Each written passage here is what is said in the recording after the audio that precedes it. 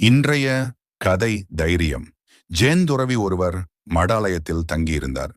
அவரிடம் இருக்கும் சீடர்களில் ஒருவர் மிகுந்த பயந்த சுபாவம் கொண்டவன். இருட்டை பார்த்தாலே அந்த சீடன் பயப்படுவான். அந்த மடத்தில் இருக்கும் ஜேன் துறவியானவர் இரவில் படுக்கும் முன்பு எப்போதும் தன் சீடர்களுடன் பேசிவிட்டு பிறகுதான் தூங்கச் செல்வார். அதே போல் ஒரு நாள் துறவி தன் சீடர்களிடம் கதைகள் சொல்லுமாறு கேட்டார்.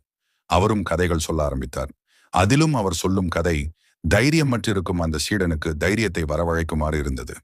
அந்த கதை என்னவெனில், ஒரு ஊரில் மன்னன் ஒருவன் தினமும் சூரிய உதயத்தை பார்த்து எழுவதை தன் வழக்கமாக கொண்டிருந்தார். அதே போல் ஒரு நாள் மன்னர் காலையில் சூரிய உதயத்தை காண கண் விழித்தார். ஆனால் அவர் கண்ணை திறக்கும் நேரத்தில் பிச்சைக்காரன் ஒருவன் அவர் கண்ணில் தென்பட்டான். அதனால் வெறுப்புடன் திரும்பிய போது மன்னர் சுவற்றில் மோதிக்கொண்டு அவர் தலையில் இரத்தம் வழிந்தது. ஆகவே கோபம் கொண்ட அந்த மன்னர் பிச்சைக்காரனை பிடித்து வருமாறு காவலர்களிடம் சொன்னார்.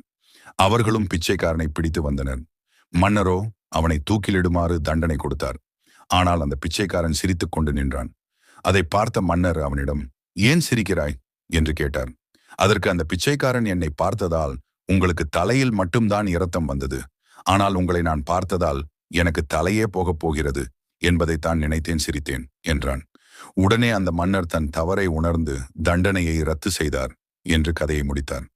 மேலும் இந்த கதையின் மூலம் தைரியம் இல்லை என்றால் தம் உயிரை கூட காப்பாற்றிக் கொள்ள முடியாமல் போகும் என்று சொல்லிவிட்டு உறங்கச் சென்றார் ஜென் துறவி.